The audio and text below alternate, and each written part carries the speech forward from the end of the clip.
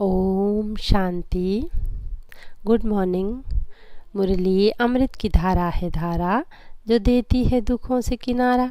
तो आइए, आपका स्वागत है मुरली अमृत की धारा में।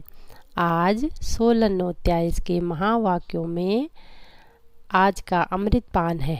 परमात्मा बोले, मेरे मीठे सिखी लदे बच्चों, घर घर को स्वर्ग बनाने की जिम्मेवारी तुम बच्चों पर है। सबको पति से पावन होने का लक्ष्य देना है, दैवी गुण धारण करने हैं। आज के अमृत पान में परमात्मा ने कहा अपने बच्चों से, कौन सा वह अनुभव है जो ईश्वर की गोद में आने से तुमको होता है। तो मंगल मिलन मनाने का अनुभव ईश्वरीय गोद में आने वाले बच्चों को होता है।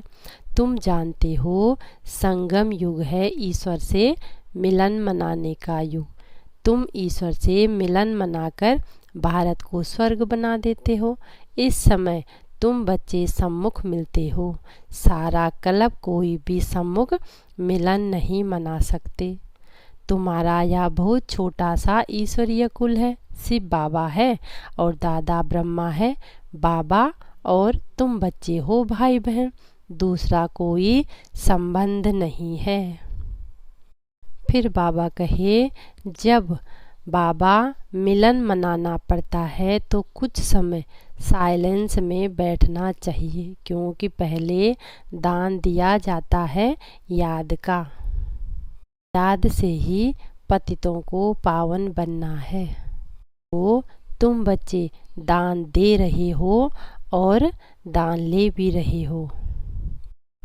बाप आकर कांटों से कलियां बनाते हैं, फिर कलियों से फूल बनाते हैं।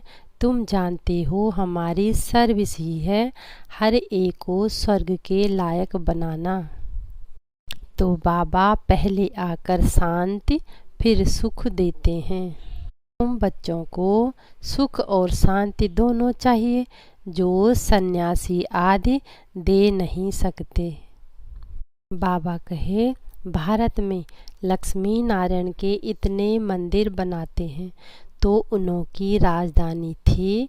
महाराजा महारानी कहा जाता है, परंतु कब थे सो भूल गए हैं। तो 5000 वर्ष की बात है।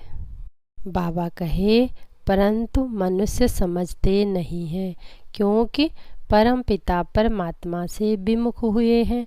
निराकार से परिचित जरूर हैं, परंतु वह यह नहीं जानते कि परमात्मा कब आते हैं, आकर क्या करते हैं। ऐसे नहीं कि विष्णु का रिकार्नेशन कहेंगे, देवी देवता धर्म का रिकार्नेशन नहीं कहेंगे, देवी देवता धर्म की स्थापना कहेंगे। फिर बाबा कहे, विष्णु अवतरण का एक नाटक भी बनाते हैं। अब वास्तव में विष्णु अवतरण की तो बात ही नहीं। तुम अब विष्णु कुल के बन रहे हो, ईश्वरीय कुल का है ना। यह शिव का बच्चा ब्रह्मा, ब्रह्मा के बच्चे तुम। इसको ईश्वरीय कुल कहा जाता है। परम पिता परमात्मा कहते हैं, मैं आकर तुमको अपना बनाता हूँ।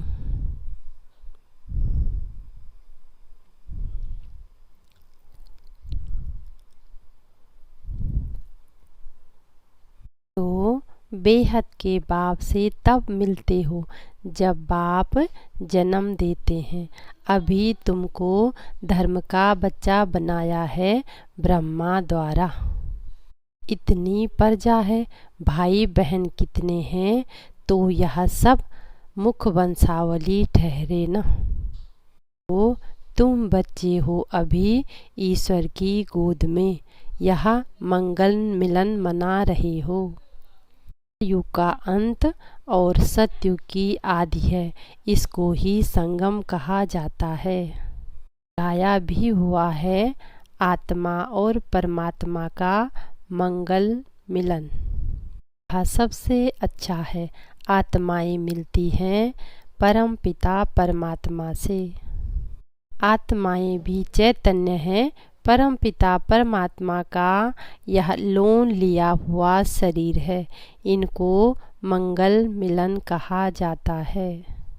यह बड़े ते बड़ा चैतन्य तीर्थ है, जहाँ शिव बाबा सागर है और तुम आत्माएं गंगाएं हो। ज्ञान गंगाएं तुमको ही कहेंगे। यह सबसे बड़ा ऊंच ते ऊंच मेला है। यह है ही ज्ञान मार्ग का मेला। ज्ञान मार्ग का मेला एक ही बार लगता है। यह है ही रूहानी मिलन। सुप्रीम रूह परम धाम से आकर बच्चों से मिलते हैं। वो सबको सद्गति देने वाला एक बाप ही है। सदाशिव कल्याणकारी बाप सबको सद्गति देते हैं। नरक का विनाश और स्वर्ग की स्थापना करते हैं। बाबा कहे तो तुम बच्चे अभी ईश्वरीय कुल में बैठे हो।